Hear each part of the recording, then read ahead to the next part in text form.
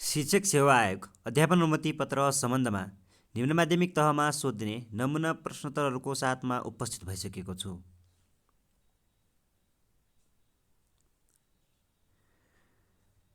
आजको श्रृङ्खलामा सेट 22लाई प्रस्तुत गर्न गइरहेको छु। 1. राष्ट्रिय शिक्षा नीति 2076ले डर उमेर समूहका आफ्ना परिवारका बालबालिकाहरूलाई विद्यालय भर्ना नगराएमा कानुनी बमोजिम दण्डित हुने तथ्य अभिभावकहरूलाई बोध गराउन अभिमुखीकरण कार्यक्रम सञ्चालन गरिने कार्यनीति लिएको छ। क. प्राथमिक, ख. आधारभूत, ग. विद्यालय शिक्षा, घ. प्रारम्भिक बाल शिक्षा। यसको सही जवाफ रहेको छ ख. आधारभूत शिक्षा। प्रश्न नम्बर 2. गुनासो सुन्ने जिम्मेवार अधिकारीले गुनासो प्राप्त भएको कति समयभित्र गुनासो व्यवस्थापनका लागि आफ्नो सुझावसहित कार्यालय प्रमुख समक्ष पेश गर्नुपर्ने व्यवस्था छ? यस प्रश्नको सही जवाफ रहेको छ घ. 24 घण्टाभित्र। प्रश्न नम्बर 3. लेटर ग्रेडिङ निर्देशिका 2078 अनुसार कुन सही छैन? क. प्रचण्ड यस प्रश्नको सही जवाफ रहेको छ 3 को ग. विषयगत रूपमा आन्तरिक तर्फ डी र सैद्धान्तिक तर्फ सी ग्रेड प्राप्त गर्न नसक्ने विद्यार्थीका लागि मूल प्रमाणपत्र उपलब्ध गराइने छैन। प्रश्न नम्बर 4. दिगो विकास लक्ष्य नम्बर 4 नेपाल राष्ट्रिय प्रारम्भ 2078 देखि 80 को पहिलो चरणको अवधि कति वर्षको रहेको छ? 6 वर्षको रहेको छ। पहिलो चरणको कति वर्षको रहेको छ? 6 वर्ष। प्रश्न नम्बर 5. A4 साइज पेपरको नाफ कति हुन्छ? ग को रहेको छ 8.27- अनि x 11 11.69। त्यसै गरी 6 मा छ विद्यालय शिक्षामा सूचना तथा सञ्चार प्रविधिको प्रयोग सम्बन्धी निर्देशिका 2069 जारी गर्नको प्रमुख उद्देश्य कुन हो? 6 को ख रहेको छ सूचना तथा सञ्चार प्रविधिको प्रयोगबाट विद्यालय शिक्षाको गुणस्तर सुधार गर्न। प्रश्न नम्बर 7 मा रहेको छ कार्यमूलक अनुसन्धानले मुख्यतया कुन पक्षलाई बढी महत्त्व दिन्छ? यसको सही जवाफ रहेको छ कार्य सम्पादनको सुधारलाई। प्रश्न नम्बर 8 मा छ नेपालमा प्राविधिक तथा व्यावसायिक शिक्षा अन्तर्गत अनिवार्य माध्यमिक विद्यालयको स्थापना कहिलेदेखि भएको हो? यस प्रश्नको सही जवाफ रहेको छ 8 को ग रहेको छ विक्रम 2028। प्रश्न नम्बर 9. 8औं योजनाले योजना अवधिमा कति निरक्षरलाई साक्षर बनाउने लक्ष्य लिएको थियो? यस प्रश्नको सही जवाफ रहेको छ 9 को घ 14 लाख। 10 मा रहेको छ 10 को ख रहेको छ। यसमा चाहिँ के भने भन्दाखेरि पाठ्यक्रम विकास केन्द्रको प्रमुख को रहने व्यवस्था छ, यो चाहिँ महानिर्देशक हो। प्रश्न नम्बर 11. नेपालको संविधान 2072 को धारा 22 मा कुन हकको व्यवस्था गरिएको छ? यसको रहेको छ यातना विरुद्धको हक धारा 22 मा। प्रश्न नम्बर 12 मा छ शिक्षा 2028 अनुसार कस्तो विद्यालयलाई प्रारम्भिक बाल शिक्षा विद्यालय भनिन्छ? 12 को रहेको छ ग 4 वर्ष उमेर पुरा गरेका बालबालिकालाई 1 वर्षको प्रारम्भिक बाल शिक्षा दिने विद्यालय। प्रश्न नम्बर 13. 15औं योजनाको अन्तसम्ममा युवा साक्षरता दर प्रतिशत पुर्याउन लक्ष्य लिएको छ 99%। प्रश्न नम्बर 14. जिन प्याजले संज्ञानात्मक प्रक्रियालाई कसरी चरणबद्ध रूपमा वर्गीकरण गरेका छन्? 14 को घ मानसिक योजना, आत्मसात्करण, अनुकूलन र सन्तुलन।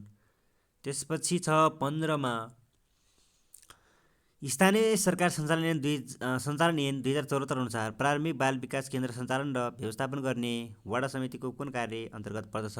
15 को ख विकास कार्य। प्रश्न नम्बर 16 मा छ स्मृतिको प्रक्रियालाई सामान्यतया कति चरणमा विभाजन गर्न सकिन्छ? 16 को ग रहेको छ 16 को ग 4 चरण। प्रश्न नम्बर 7. पाठ्यक्रमको शाब्दिक अर्थ के हो? पाठ्यक्रमको शाब्दिक अर्थ के हो? प्रश्न नम्बर 17 को क। प्रश्न नम्बर 17 को क रेस कोर्स। प्रश्न नम्बर 18. मनोविज्ञानलाई सर्वप्रथम व्यवहारको विज्ञानको रूपमा स्वीकार गर्ने मनोवैज्ञानिक देहायका मध्ये कुन हुन्? 18 को घ एमसी डगल। प्रश्न 19. मानव विकासको विभिन्न चरणहरूमध्ये सबैभन्दा छोटो अवधि कुन हो? शैशव अवस्था। प्रश्न नम्बर 20.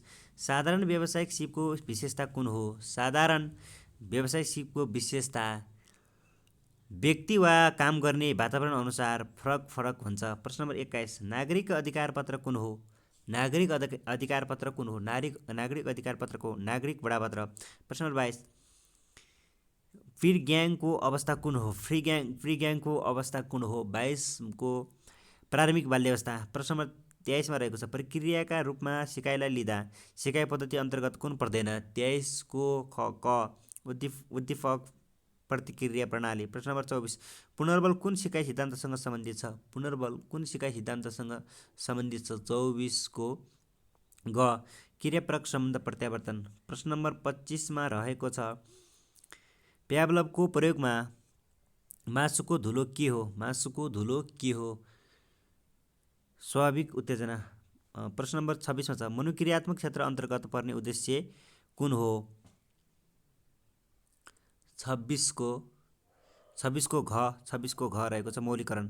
प्रश्न 27 मा छ कक्षा 11 र 12 को साधारणतर्फ पठन पाठन गराइने अनिवार्य विषयमा देखाएको कुन पर्दछ? गणित। प्रश्न नम्बर 28 मा छ आधुनिक शिक्षण प्रविधिका साधन देखाएका मध्ये कुन पर्दैन?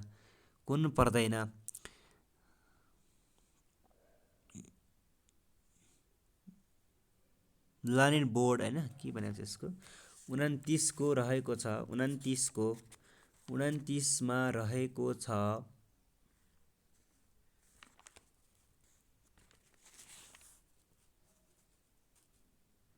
28 पछि 29 28 मा रहेको छ 28 मा लानेल बोर्ड भन्छ लानेन बोर्ड अलि बुझिएन। यसकारण 29 मा छ छलफल विधिका प्रवर्तक को हुन्? छलफल विधिका प्रवर्तक को हुन्? 29 को ग रहेको छ 29 को ग प्लेटो। प्रश्न नम्बर 30 मा रहेको छ विद्यालय शिक्षा अक्षराङ्कन पद्धति कार्यान्वयन निर्देशिका कहिले स्वीकृति भयो? 30 को क विक्रम 2072 8 महिना 23 गते। त्यसै गरेर 31 मा छ कानुनी र नीतिगत रूपमा लैङ्गिक समानताको प्रत्याभूति गरिएको भए तापनि व्यवहारमा त्यस्तो देखिएको छैन। त्यसको सुनिश्चितताका लागि कस्ता कार्यक्रमको आवश्यकता पर्दछ? 31 को ग सकारात्मक विभेद।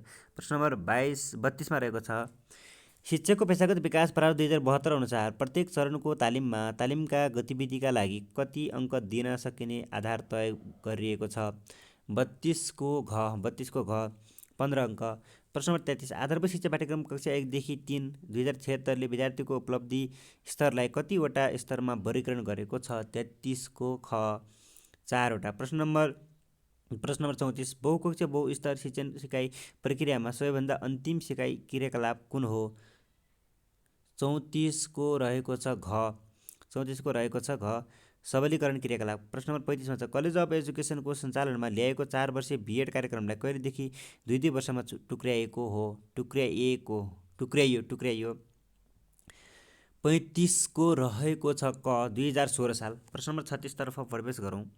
कलेज अफ एजुकेसनको सञ्चालनमा ल्याएको 4 वर्षीय बिएड कार्यक्रमलाई 2 वर्षमा कहिले टुक्र्याइयो त? विक्रम 2016 साल। त्यसै गरी प्रश्न नम्बर 36 मा छ शिक्षक सेवालाई समावेशी बनाउन छुट्याएको पदको कति प्रतिशत मधेसीलाई छुट्याएको छ? कति प्रतिशत मधेसीलाई छुट्याइएको छ?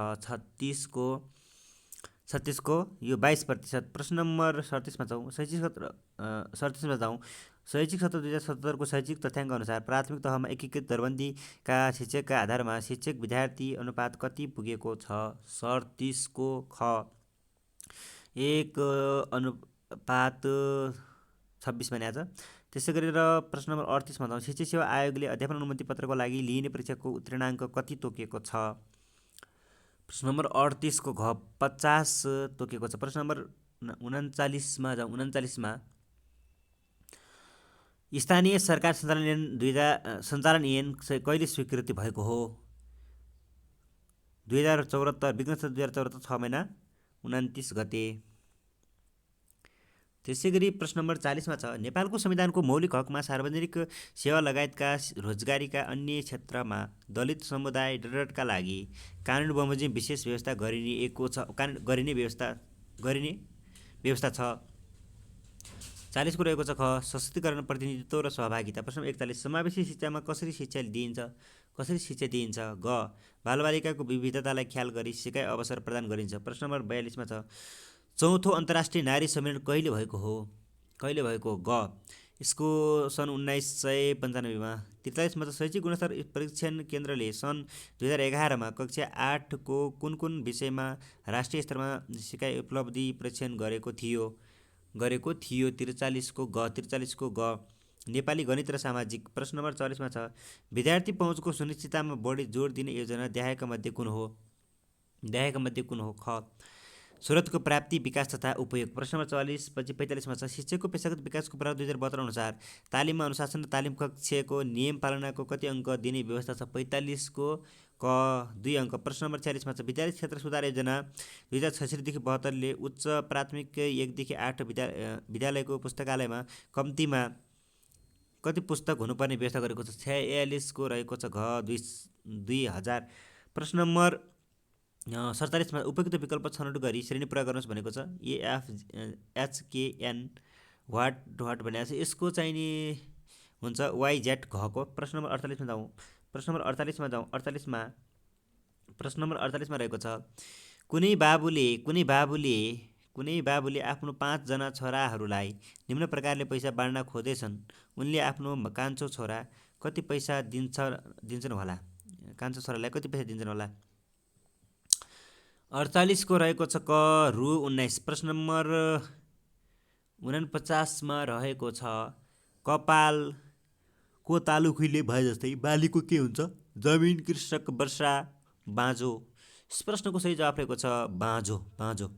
प्रश्न नम्बर 50मा छ एउटा व्यापारीले 2वटा ल्यापटप बिक्री गर्यो। पहिलोको क्रय मूल्य दोस्रोको विक्रय मूल्यसँग बराबर र त्यस विक्रय मूल्य दोस्रोको क्रय मूल्यसँग बराबर भएका मध्ये कुन चाहिँ कथन सही छ? यस प्रश्नको सही जवाफ रहेको छ उसलाई नाफा वा घाटा केही भएन।